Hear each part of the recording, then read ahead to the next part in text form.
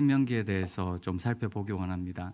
신명기라는 책을 우리 구약 성경에서 어떤 위치에 있고 또 어떤 역할을 하는지 우리가 이것을 이해하면요, 성경을 바라보는 눈이 조금 더 넓어질 거라고 생각이 들고요, 성경을 읽는 그리고 숲을 조금 볼 수 있는 시간이 되겠다라는 생각이 듭니다. 우리가 신명기라고 하면 사실은 굉장히 중요한 책입니다. 오경의 결론이 되는 책이 신명기입니다. 우리 오경이라고 하면 창세기, 출애굽기, 민수기를 가르치죠. 그리고 여호수아부터 시작되는 열왕기까지의 시작이 바로 신명기입니다. 그래서 우리가 오경을 뭐라고 부르냐면 토라서라고도 부르죠. 신명기는 이 토라, 이 율법을 해석한 책이다라고 우리가 이해할 수 있겠습니다. 신명기 1장 5절에 보면 부에르라는 동사를 씁니다. 그래서 여기에 보시면 모세 부에르 에트 하토라 하조트 레몰이라고 되어 있어요. 모세가 해석했다는 거예요. 뭘 해석했냐? 토라를 해석했다. 이 토라가 뭘까요? 앞에 말한 사경입니다. 창세기, 출애굽기, 레위기, 민수기를 전반적으로 모세가 설교 형식으로 해석해 준 책이 바로 신명기입니다. 그래서 신명기 1장 5절은 이렇게 얘기하죠. 아까 제가 읽은 말씀인데요, 요단 저쪽 모압 땅에서 이 율법을 설명하기 시작했더라라고 시작을 합니다. 우리가 책 이름을 우리가 이해할 필요가 있는데, 우리가 히브리 성경에 나와 있는 책과 우리가 한글 성경에 나와 있는 책이 조금 달라요. 히브리 성서에 나와 있는 책은 엘레하 드바림입니다.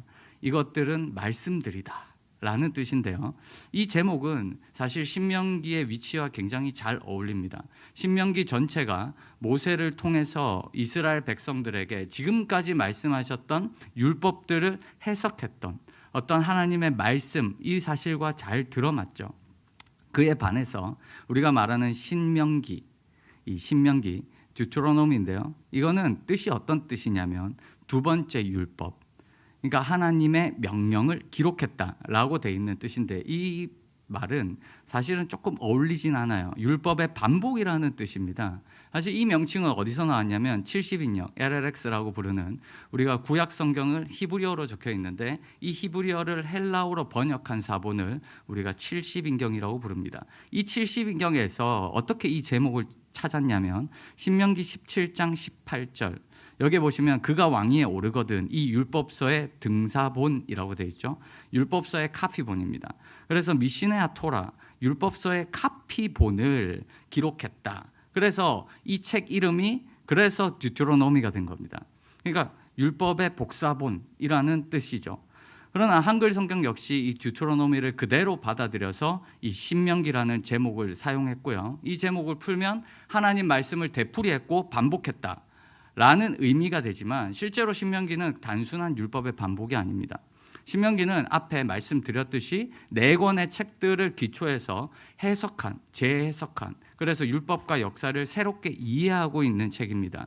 이 신명기를 기점으로 앞에 사경이 이해가 되고요, 이 신명기를 기점으로 여호수아서부터 열왕기까지가 모든 게 풀어집니다. 신명기를 이해하지 못하면 성경의 전반적인 핵심을 놓치고 있다라고 봐도 이 과장된 표현이 아닙니다. 그래서 신명기의 내용은 모압 평지에서 이 모세가 율법을 해석한 건데, 그것은 순서대로 정리된 것이 아닙니다. 어떤 다양한 시간에 걸쳐서 설교를 정리했고 그것을 편집한 책이 바로 신명기입니다. 신명기의 내용으로 한번 들어가 보면 신명기는 결국 한 3부로 구성되어 있습니다. 굉장히 긴 장입니다. 1장부터 34장까지인데 크게 3개로 나눌 수 있는데 바로 1장부터 4장까지, 그리고 2부는 4장부터 26장, 3부는 27장부터 30장입니다. 31장부터 34장은 이 설교의 형태라기보다는 별도의 모세의 유언이다라고 보는 게 더 맞고요. 먼저 1부의 1장부터 4장까지는 한마디로 요약을 하면 하나님께서 이끌어내신 여정입니다.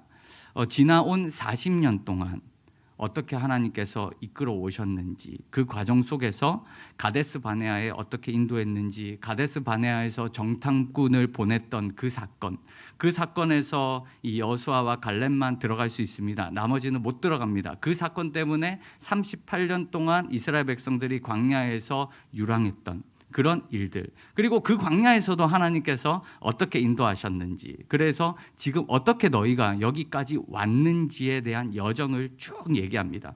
그리고 율법을 주시죠. 너희가 왜 순종해야 되는지에 대한 근거를 얘기합니다.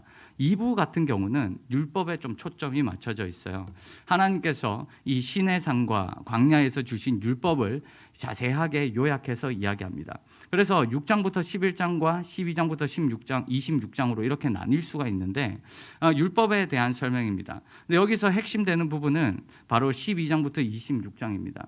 이거를 우리는 원신명기라고도 부르고 신명기 법전이라고 부릅니다. 굉장히 이 핵심적인 내용이 12장부터 26장까지 있다는 말씀이죠.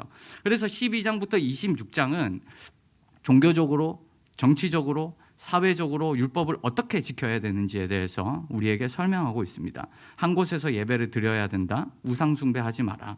음식을 금해라. 가난한 사람들 따라가지 마라. 사회적인 약자를 어떻게 해야 되느냐, 그리고 절기들을 어떻게 지내야 되느냐, 그리고 제사장, 레위인, 선지자, 도피성, 이런 많은 이야기들이 12장부터 26장까지 기록되어 있습니다. 그리고 마지막 3부는요, 이 율법을 풀어주면서 모세가 복과 저주를 선포합니다. 이게 사실 신명기의 핵심이에요. 순종하면 복을 받고 하나님 말씀에 불순종하면 저주입니다. 여기서 순종과 불순종은 율법이겠죠. 이 율법을 풀어줬고 어떻게 선택을 할래. 그래서 신명기의 주제를 한마디로 표현하자면 순종이다. 그리고 기억해라. 하나님 말씀을 지켜라. 그리고 순종을 강조합니다.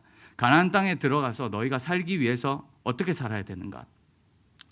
신명기는 가나안 땅을 하나님의 선물이라는 주제로 계속 이야기합니다. 하나님께서 너희에게 어떻게 이 땅에 오게 하셨고 왜 이 땅에 너희가 살게 하셨는지를 설명하면서 이 땅에서 너희가 잘 먹고 잘 살고 하나님 앞에 똑바로 살기 위해서는 율법을 지켜야 한다. 만약에 지키지 않으면 너희는 이 땅에서 쫓겨난다 라는 내용이 아주 핵심적으로 드러나 있죠. 나머지는 이제 유언과 같은 내용이고, 그래서 신명기는 구약 성서의 아주 핵심적인 책이라고 말할 수 있습니다.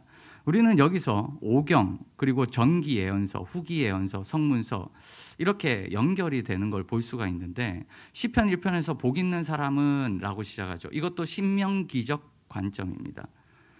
복 있는 사람은 하나님을 의지하고 하나님의 율법을 지키는 자예요. 반대로 악인은 뭘까요? 하나님의 율법을 지키지 않는 사람.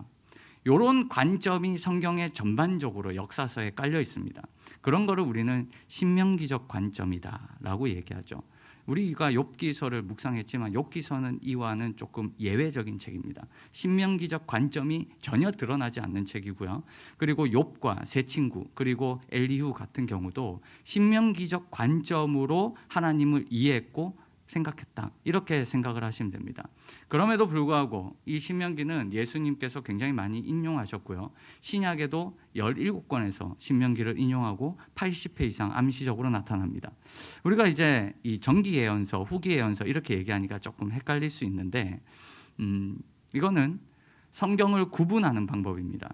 지금 제가 앞에 보여드리는 표는 지금 우리가 보고 있는 개역 성경이 여러분들 잘 아시다시피 오경에는 창출 레민신, 그리고 역사서에는 여호수아부터 에스더, 시가서에는 욥기 5권, 예언서 이렇게 나와 있잖아요. 그러나 사실 히브리 성경은 순서가 달라요. 히브리 성경은 순서가 어떻게 돼 있냐면 토라, 모세 오경이고요. 그 다음에 느비임이라고 해서 예언서가 있습니다. 근데 예언서는 여기 보시면 여호수아도 예언서예요. 역사서 아닌가요? 예언서입니다. 사사기도 예언서고 사무엘, 열왕기, 이사야, 예레미야 전부 다 예언서, 소선지서까지 전부 다 예언서로 나옵니다. 이게 이 히브리인들이 역사를 이해하는 관이에요. 히브리인들은 자신들의 역사가 바로 하나님의 계시라고 생각을 합니다. 그렇기 때문에 자신들의 역사의 어떤 삶의 모습들이 하나님의 섭리고 하나님의 결과고, 그래서 그런 면에서 역사를 담습하는 게 아니라, 단순히 역사를 서술하는 게 아니라 예언이라고 불러요. 그래서 성경에서의 예언은 개념이 이렇습니다. 두리뭉실한 뜬구름 잡는 소리가 아니에요. 여호수아서, 우리가 사사기, 사무엘기, 열왕기 보면 분명합니다. 소선지서를 봐도 분명하죠. 구체적입니다. 이스라엘의 현실적 모습을 지적하고 있고요. 그리고 하나님 앞에 율법을 주신 뜻과 정신을 투영하고 있습니다. 그래서 세상에서 말하는 예언은 미리 될 일을 얘기하지만 성경에서 이야기하는 예언은 하나님께서 맡겨놓은 말씀에 대한 대언, 그리고 확증, 그리고 이 삶에 대한 적용에 가깝다. 그래서 예언서라고 부릅니다. 그리고 나머지는 성문서라고 부르는데, 제가 이 얘기를 왜 드리냐면 신명기가 아까 오경과도 관계가 있고 느비임, 우리 예언서와도 관계가 있다는 것을 설명드리기 위함입니다. 이 신명기와 사경의 관계를 먼저 보면, 여러분 창세기 잘 아시잖아요. 원역사죠. 하나님께서 세상을 어떻게 만드셨는지 12장부터는 아브라함을 부르셨죠. 그래서 아브라함을 부르셔서 자손과 땅, 그리고 하나님과의 관계에 대해서 이야기합니다. 그래서 자손과 관련돼서 창세기에 굉장히 많이 나오고 있고, 이 부분의 성취를 계속적으로 그리고 있습니다. 그 출애굽기는 이 레위기를 보시면 하나님과의 약속이 일부 성취되는 모습을 보여주고 있습니다. 400년 동안 종살이했었고, 출애굽기 2장에 하나님께 부르짖었던 이 민족을 건져내시죠. 그래서 아브라함에게 약속했던 하나님과의 관계, 이스라엘 백성을 장자라고 표현하고 내 백성이라는 표현을 하십니다. 그리고 시내산 언약을 맺을 때, 이 출애굽기 19장이죠. 이스라엘은 그의 소유가 된다. 그의 소유라는 말은 가슴에 품은 보석이라는 말이에요. 제사장 나라고 거룩한 백성이다. 이런 이미지를 통해서 너희는 내 거다. 하나님의 백성이고 하나님은 너희 하나님이다. 라는 이 명확한 관계가 형성됩니다. 그 관계 속에서 민족이 되고요, 땅을 얻게 됩니다. 이런 하나님의 백성으로서 너네가 어떻게 살아야 되냐? 거룩하게 살아야 된다. 부정하면 안 된다. 그래서 음식법이 나오고 제사를 통해서 어떻게 거룩하게 돼야 되는지가 계속적으로 레위기에 나오죠. 그래서 민수기는 이 말씀을 가지고 출발하는 겁니다. 약속의 땅, 하나님께서 주시는 가나안 땅으로 가는 내용이죠. 그리고 가다가 이 믿음 없는 내용으로 인해서 38년 동안 광야를 방랑하다가 모압 평지에 이르게 되고, 이 모압 평지에서 신명기가 시작됩니다. 이거를 우리가 지도로 보면 이집트 땅에서 이제 출애굽을 해서 이 가데스 바네아에 이르고, 가데스 바네아에서 정탐꾼 보냈다가 38년 동안 광야 생활하다가 다시 이 에숑게벨을 통해서 이 모압 땅까지 딱 들어갑니다. 그래서 이 신명기는 이 요단 동편 모압 평지에서 시작되는, 그래서 앞에 있던 많은 창세기부터의 내용을 재해석해 줍니다. 너희가 어떤 민족인지, 너희가 어떻게 살아야 되는지, 너희가 누군지, 그리고 율법과 관련해서 어떻게 이 율법을 지켜야 되는지에 대해서 이야기해 줍니다. 이게 이제 좀 쉬운 지도인데요. 출애굽기. 그리고 시내산에서 하나님 율법을 받았고, 가데스 바네아에서 광야 생활했고, 여기 모압 평지, 여기에서 이 가나안 땅으로 들어가기 전에 모세가 했던 설교다. 이렇게 우리가 이해를 할 수가 있겠죠. 그래서 신명기는 이 사경과의 관계라는 의미는 지금까지 있었던 모든 일들, 너희의 관계, 하나님이 어떻게 너희를 선택했는지, 그래서 너희가 하나님의 백성이 되었다면 지금부터 너희는 잘 들어라. 하나님 백성이라면 이렇게 살아야 돼. 순종하면 하나님 앞에 복 받을 거야. 그러나 불순종하면 너희 벌 받을 거야. 라는 내용의 서론입니다. 그리고 이 서론을 가지고 이 느비임이 시작돼요. 역사서가 시작됩니다. 이 역사서는 신명기에 나왔던 말씀이 어떻게 성취됐는지를 보여줍니다. 여수아서에 보여주고, 그래서 신명기는 오경의 결론이고요, 전기 역사의 서론입니다. 그래서 신명기의 관점, 아까 말씀드렸다시피 율법 지키면 복, 불순종 저주. 그래서 역사서가 이 관점으로 기록됩니다. 전부 다 똑같아요. 여호수아부터 열왕기까지는 무조건 이 관점입니다. 너희가 어떻게 살았는지, 정치를 잘했는지, 사회적으로 어떻게, 관심 없습니다. 신명기의 역사관은 하나님 말씀을 딱 기준에 놓고 이 말씀에 잘 살았냐 못 살았냐로 모든 것이 평가됩니다. 그래서 이 신명기 30장의 말씀이죠. 생명과 복, 사망과 화를 뒀는데 내 하나님 여호와를 사랑해라. 법도를 지켜라. 그리하면 너희가 성공할 것이다. 내가 복을 줄 것이다. 그러나 만일 마음을 돌이켜 듣지 아니하면 너희는 망할 것이다. 라는 게 신명기의 핵심입니다. 그래서 신명기적 관점으로 역사서를 보시면 딱 두 명의 사람이 등장하는데요. 다윗과 여로보암입니다. 다윗처럼 순종하든지 아니면 여로보암처럼 하나님 말씀을 어겼든지, 그게 열왕기의 기준이 됩니다. 그래서 이 불순종과 순종의 대표적인 인물이죠. 다윗을 쫓았냐, 여로보암을 쫓았냐. 그래서 이 신명기는 모세의 외침입니다. 율법을 지켜라, 생명을 택해라. 이거에 대해서 너네가 인생이 달라질 거다라는 게 바로 신명기입니다.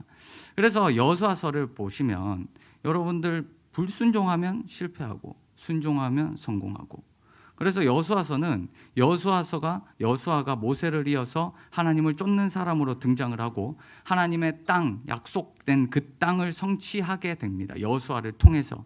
그럼에도 불구하고 실패하는 내용들도 나오죠. 그거는 신명기의 율법을 어긴 것이기 때문에 하나님 앞에 두드려 맞는 겁니다. 왕이나 선지자도 어떻게 등장하냐면 정치 잘하는 왕을 최고의 왕으로 뽑지 않습니다. 신명기 역사적 관점에 의하면 왕도 율법 선생이에요. 왕은 어떻게 살아야 되냐? 말을 많이 두지 마라. 이 말은 너희가 군사에 힘을 쏟지 말라는 거예요. 아내를 많이 두지 마라. 사치 부리지 말라는 거예요. 그럼 왕은 어떻게 합니까? 성경을 읽고 공부해라. 그래서 선생이 되라. 그리고 이 말씀으로 너희는 세상을 통치해라. 정확하게 신명기적 관점이 여기에 등장하고 있죠. 그래서 이 신명기 28장에 보면 율법을 지키지 않을 때 저주가 임하고 북이스라엘과 남유다는 포로로 잡혀갑니다. 포로로 잡혀갈 때 일반 백성들은 율법을 잘 몰랐죠. 그래서 일반 백성들에게 질문이 생깁니다. 그 고대 근동에서는 신들과 신들의 전쟁으로 모든 전쟁을 이해했는데요. 하나님이 바벨론의 신에게 졌느냐? 라는 신학적인 질문이 딱 들어오죠. 왜냐하면 당대에는 신들의 전쟁이기 때문입니다. 그래서 우리는 신들의 전쟁을 디바인 월이라고 표현을 쓰는데 이런 맥락이 계속적으로 등장하는데 이때 의문점을 찍는 겁니다. 아, 우리 왜 전쟁에서 졌지? 이것을 누가 해석해 주냐면 신명기가 해석해 줘요. 야, 너희가 하나님 앞에 범죄했기 때문에 진 거야. 그때 당시는 이런 개념이 많이 없었는데 그거를 신명기에 이 학자들이 풀어준 거죠. 여기에 대해서 이 선지자나 사람들이 신명기적 관점으로 이 사건을 해석할 수 있게 돼주고, 그래서 말씀의 성취, 저주의 성취로 너희가 포로로 끌려갔다. 그게 에스라의 말씀 운동이 일어나는 배경이 됩니다.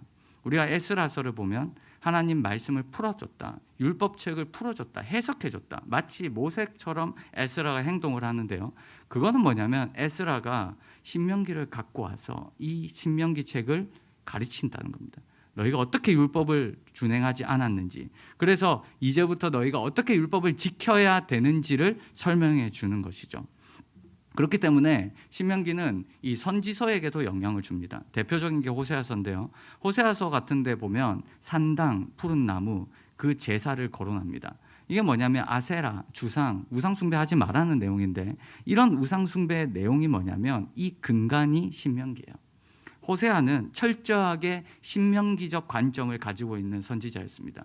그래서 이 호세아는 신명기의 내용을 바탕으로 주전 8세기에 이 북이스라엘에게 심판을 외쳤죠.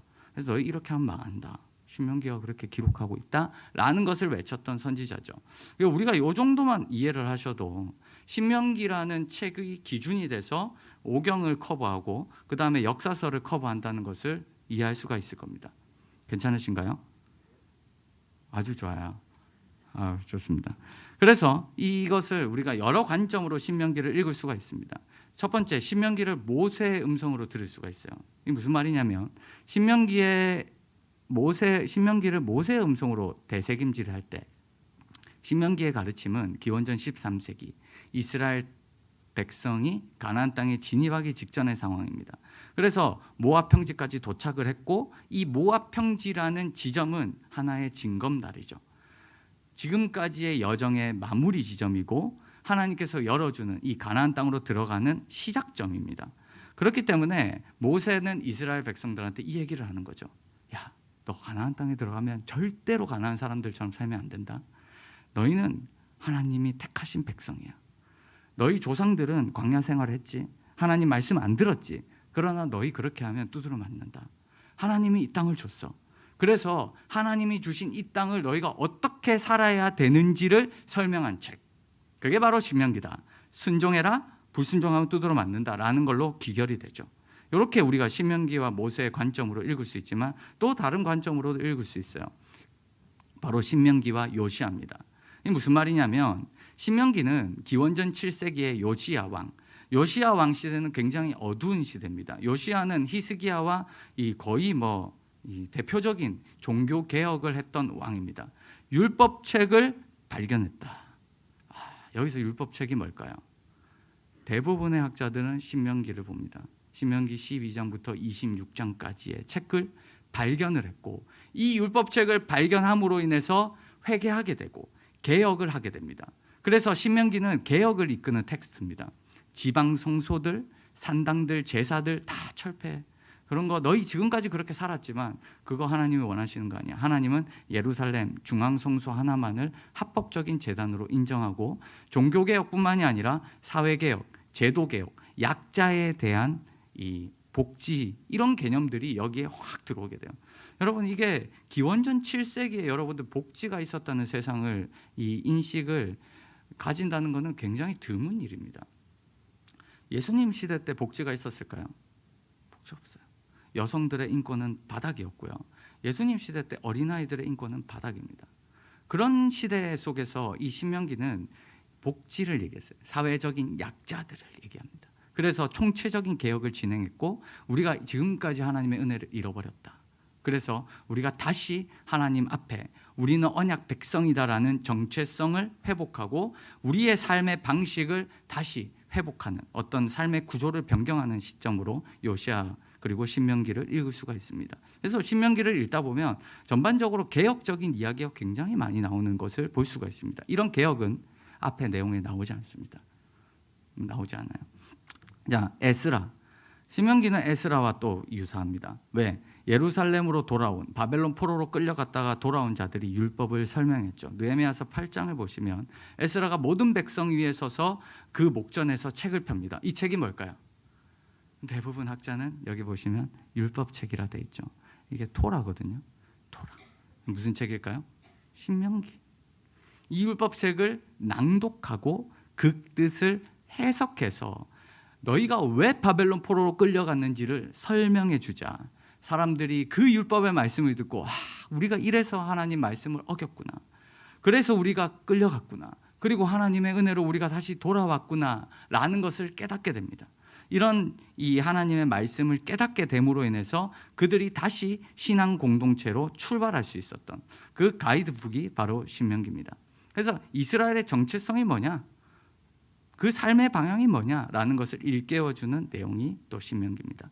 신명기는 예수 그리스도와도 굉장히 큰 관련이 있습니다. 그게 무슨 말이냐면 신명기의 가르침을 그냥 단순한 율법이 아니라 하나님의 첫째 계명으로 만드신 분이 예수님이세요. 어떤 율법 교사가 이런 얘기를 하죠. 누가복음 10장에 보면 내가 무엇을 해야 영생을 얻습니까? 율법에 뭐라 기록됐니? 물어보니까 얘기하죠. 내 마음을 다하여 목숨을 다하고 힘을 다하며 뜻을 다하여 주 너의 하나님을 사랑하라 했습니다. 이 신명기 말씀이거든요. 그때 예수님께서 옳다. 이를 행해라. 그러면 살리라. 무슨 말이냐면 신명기의 가장 중요한 핵심이 바로 이스라엘 백성의 정체성이에요. 이게 무슨 말이냐면 이 신명기 6장 우리가 읽었던 이 말씀을 예수님께서 인용을 하시는데 이 말을 우리 표현으로 하면 일편단심입니다. 이스라엘아 들어라. 여러 신이 있지만 하나님은 오직 한 분이시다. 그 하나님이 너희의 신이다. 그게 정체성이에요. 그 정체성을 딱 심겨주고 난 뒤에 뭐라고 하냐면 그 하나님을 사랑해라. 근데 여러분 놀라운 사실이 뭐냐면 이 사랑하라라는 표현이 창세기부터 여러분 성경을 쫙 읽어가 보세요. 처음 등장해요. 그 전에 단 한 번 또 여호와를 사랑해라라는 표현이 등장하지 않습니다. 창세기, 출애굽기, 레위기, 민수기를 읽다 보면 사랑하라는 표현이 없어요. 그때까지 이스라엘 백성들에게 하나님은 어떤 하나님일까요? 하나님 앞에 순종해라. 하나님을 믿어라. 하나님을 경외해라. 하나님을 두려워해라. 라는 이미지가 계속적으로 이스라엘 백성들한테 주어지다가 여기서 딱 등장하는 거예요. 너희 하나님이 어떤 분인지 알아? 너에게 유일한 하나님이야. 주님은 우리 하나님이시야. 오직 주님만이 우리 하나님이시야. 그렇기 때문에 이 유일신 신앙을 얘기하면서 너희의 정체성을 가르쳐주고 쉐마 이스라엘 들으라는 거예요. 그러면서 너희는 하나님을 사랑해라. 하나님을 사랑하는 게 너희의 삶의 수단이고 그게 기독교 신앙의 핵심이 되고 예수님은 모든 계명 중에서 첫째 되는 계명을 하나님을 사랑하라 라고 이야기하시죠. 그래서 이렇게 얘기하죠. 모든 계명 중에 첫째가 무엇입니까? 예수님께서 대답하시되 첫째는 이것이니 이스라엘아 들으라. 주 곧 우리 하나님은 유일한 주시라. 내 마음을 다하고 목숨을 다하고 뜻을 다하고 힘을 다하여 주 너의 하나님을 사랑하라. 아멘. 이 말씀을 예수님께서는 하심으로 지금까지의 신명기의 모든 것들을 다 끄집고 오셨어요. 그래서 예수 그리스도를 따르는 자들의 첫째 계명이 하나님을 사랑하는 거다라는 것을 얘기하십니다. 그래서 기독교 신앙은 이 예수 그리스도를 사랑함에서 모든 것이 시작됩니다. 제가 종종 말씀드리다시피 우리가 전도를 왜 합니까? 우리가 교회를 왜 섬깁니까? 우리가 왜 수고합니까? 우리가 왜 섬깁니까? 모든 기본은 우리가 상 받으려고 하는 게 아니에요. 우리가 예수님 왜 믿습니까? 천국 가려고 믿는 게 아니에요. 그건 부수적인 거예요. 우리는 하나님이 우리를 한없이 사랑하셨던 그 사랑에 감격해서 그 하나님의 사랑에 내 삶을 드릴 수밖에 없고 값없이 주신 그 사랑 가운데 하나님 우리도 이웃을 사랑하며 섬기겠습니다. 우리도 사랑하면서 약자를 돌보겠습니다. 우리의 몸된 교회 공동체를 우리가 돌보겠습니다. 그리스도의 사랑에 너무 감격해서 우리가 그리스도의 복음을 전하겠습니다. 모든 것이 이 사랑에서 출발합니다. 여러분 이 사랑에서 출발하지 않으면요 여러분 의가 됩니다. 여러분 열심이고 여러분 자랑이 됩니다. 절대 기독교는 그거를 조심하셔야 돼요. 그래서 이것이 바로 첫째 되는 계명이고 이런 신명기의 가르침을 복음서 기자들은 기독교 신앙의 가장 근간으로 정리를 하게 됩니다. 그래서 하나님을 주님으로 고백하고 사랑할 줄 아는 자만이 주님의 고난과 주님의 부활과 주님의 신비에 동참할 수 있다는 것을 신명기는 가르쳐주죠. 괜찮으십니까?